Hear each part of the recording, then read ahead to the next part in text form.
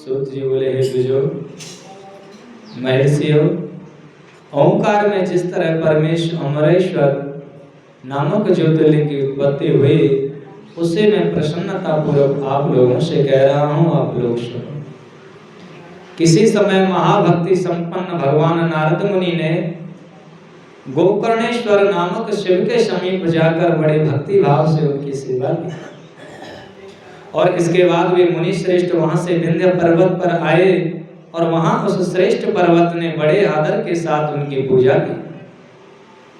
मैं सब प्रकार से पूर्ण हूं और मुझ में किंचित मात्र भी न्यूनता नहीं है, इस अहम भाव से ग्रस्त होकर वह नारद जी के समक्ष खड़ा हो गया और उसके इस प्रकार के अभिमान को देखकर अभिमान को चूर्ण करने वाले नारद जी निःशंक होकर स्थिर रहे।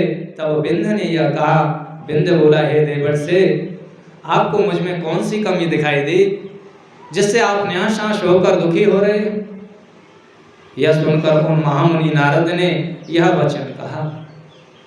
नारद जी बोले, हे विंध्य, यद्यपि तुझ में सभी प्रकार के गुण हैं, किंतु सुमेरु तुझसे भी ऊंचा है। वहां देवगणों का निवास है, किंतु तुम पर देवगण निवास नहीं करते।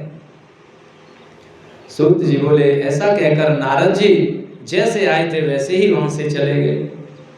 तब विंध्याचल दुखी हो विचार करने लगा, ओह, मेरे जीवन आदि को धिक्कार है, अब मैं विश्वेश्वर शिव की आराधना करते हुए तप करूंगा। इस प्रकार अपने मन में सोचकर वह शिव जी की शरण में गया। वह प्रसन्नता पूर्वक वहां पहुंचा जहां ओंकारेश्वर शिव स्थित है।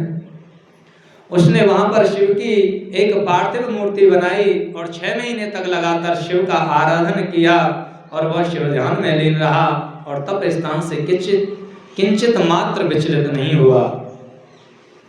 विंध्य के इस तप को देखकर भगवान प्रसन्न हो गए और उन्होंने योगियों के लिए भी दुर्लभ अपने स्वरूप का उसे दर्शन कराया। उसके अनंतर प्रसन्न हुए भगवान ने कहा कि अपना मनो अभिलाषित, अपने मन में जो आ रहा भाव, उस वर को आप मुझसे मांगो, मैं तुम मुझसे प्रसन्न हूं। मैं भक्तों के मनोरथ को पूर्ण करने वाला हूं। विंध्य बोला, हे देवेश, हे शंभो, यदि आप मुझ पर प्रसन्न हैं तो मेरा कार्य सिद्ध करने वाली अभिलषित बुद्धि प्रदान करो, आप सदैव भक्त वत्सल हैं। सूत जी बोले, यह सुनकर भगवान शिव देर तक अपने मन में विचार करते रहे कि मूर्ख बुद्धि वाला या विंध्य दूसरों को दुख देने वाला वर चाहता है, तो अब मैं क्या करूं जिससे मेरे वरदान से इसका कल्याण हो और मेरे द्वारा दिए गए वर से दूसरों को पीड़ा न पहुंचे। सूत जी बोले, तथापि शिवजी ने उसे यह उत्तम वरदान दिया कि हे पर्वतराज विंध्य, तुम जैसा चाहते हो वैसा करो।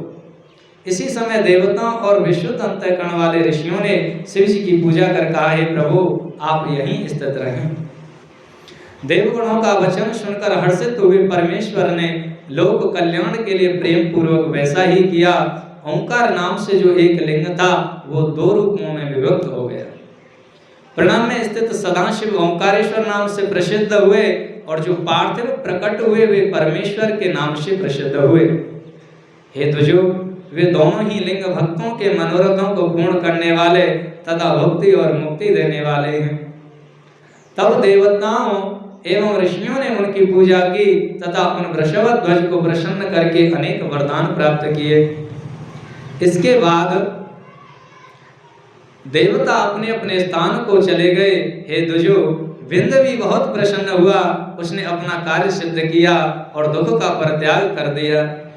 हे द्विजो, जो इस प्रकार शिव की पूजा करता है वह माता के गर्भ में पुनः निवास नहीं करता और इसका जो अभी अभीष्ट फल है उसे प्राप्त कर लेता है, इसमें संशय नहीं है।